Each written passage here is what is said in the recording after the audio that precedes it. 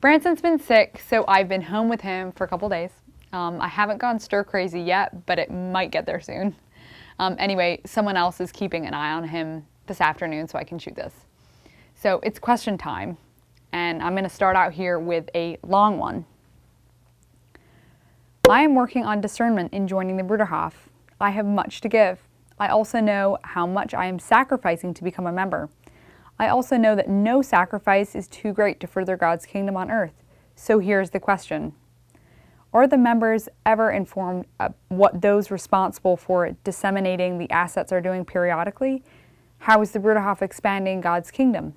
In other words, how do I know that my initial and ongoing sacrifices are actually put to good use for the intended purpose? I do see that through your videos and other printed material that you care for each other well, but what about the above? I'm really excited to hear that you're thinking about coming and joining us. But just the thought though, I gotta be honest and say this is probably not the best way to approach joining a religious community like the Bruderhof. Not that your questions about internal accountability are wrong.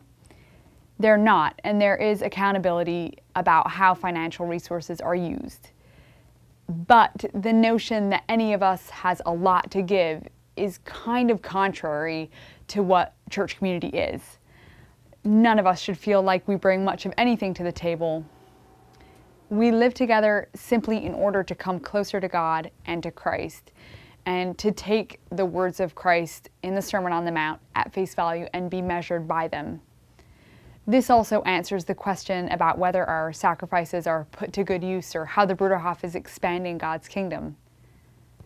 That's a transactional, results-based way to look at what is simply a call to obedience. So I hope my answer makes sense. So the next question is, what happens if someone wants to join and they have debt? Specifically, I'm thinking about student loans, since most other debt could technically be discharged by bankruptcy if a person wanted to get rid of it before joining. Could someone join if they were making student loan payments? So there's no easy answer to this one. Student debt is obviously a big problem, especially in the United States, and many people are trapped by it.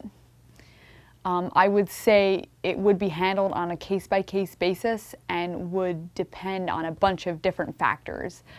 But if someone feels called to community, I'm sure a way would be found and it wouldn't be a showstopper. So here's the next one. I have 3 questions. Okay, so a 3 for 1. What typically causes a Bruderhof to close or fail? Could a Bruderhof exist in a non-capitalistic society? Examples, please. Who polices the Bruderhof and who keeps people in line? Okay, so to the first one. Even though we live at different locations, we consider ourselves part of one body or one movement. People frequently move from one community to another if they're needed for one reason or another, and resources are shared equally between locations. So if a Bruderhof location closed, it wouldn't be because it failed.